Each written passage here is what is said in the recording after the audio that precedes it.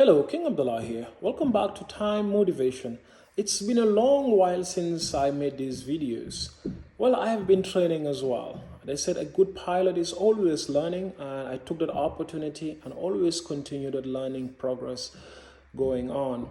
The last I made one of these videos, I was full-time flight instructor at Toronto Airways in Oshawa. Now I move on to Porter Airlines flying a regional career, a Dash 8Q 400, and it's been quite fun. A lot of learning, and learning curve. It's like that goes up, and it's been quite fun. Really interesting. I've had to learn a lot. I've grown as a person, but also as a pilot, and I'm trying to keep that up.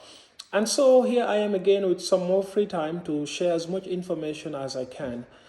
The Most of the information I provided in the past were mostly directed to international students, mostly because I myself was one during training, and so I made it a point of duty to ensure that most of the information I did not have was out there. And it's been quite fun at times meeting with people who are in training that share their stories as such. I did watch your videos doing my research before coming to Canada, and that was really nice to hear. And then some of those guys have their private license, others their commercial flight tests have been done, which made me really proud, to be honest. And so I am planning to continue on this endeavor. I still instruct at Toronto Airways in Oshawa part-time. During my off times, when I have availability, I find myself flying here and there.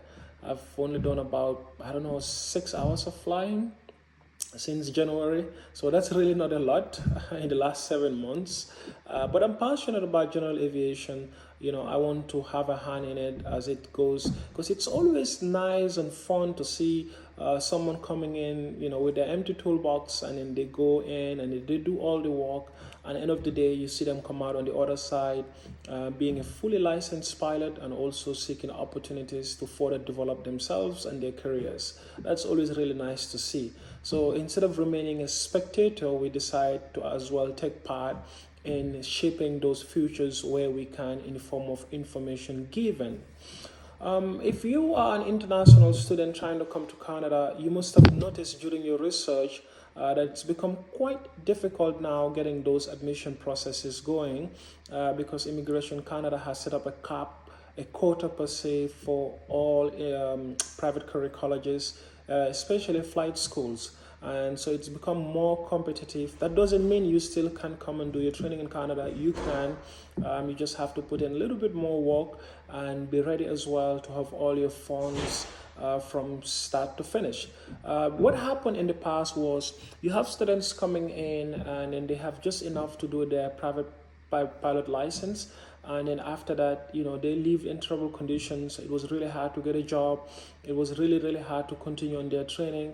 And then now the government has revised policies to ensure that whoever is coming to Canada have all the necessary funding, so when they come here they can do their training in full, and they don't have to suffer and they don't have to go through challenges. And so that is one of the requirements that will be asked of you if you're coming into Canada, as well as making a good sum of deposit into your training. So these are one of the things.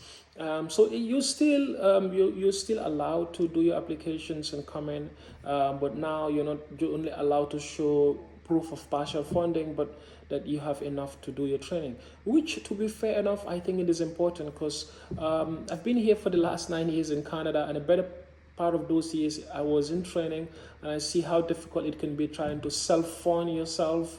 So it's better that if you have all of the funding ready, you just come in and do the training fully within a 2-year period. You're done and you move on with your career. That is more ideal. And if you are a student who is already here in Canada, and then you've started your training, I just urge you to be more smart about it and just continue on. It's not fun when you are doing the training in a very large scale. Let's say a training that can take you 2 years, but you're either not committed or the funding is not there. It can be quite difficult, right? And then it can be quite frustrating as well. So if you're in training, if you have to train, do it full time and get it over with. But if you are training part-time, be really smart about it too, otherwise it becomes more expensive, because it's a lot of parts, a lot of moving parts, and it can be quite difficult to tell you do this particular thing and you will be ready. It's some part you, some part the school you're in, some part the weather, some part the rules around training. Some of those things can make it quite impossible at times to actually tell you, hey, come here, start in January, in June you're done. But I believe with hard work, or rather with smart work, things can be done more efficiently. So if you're training and you have your private license and then you're training towards your commercial, I heavily encourage doing your time building alongside your airwork.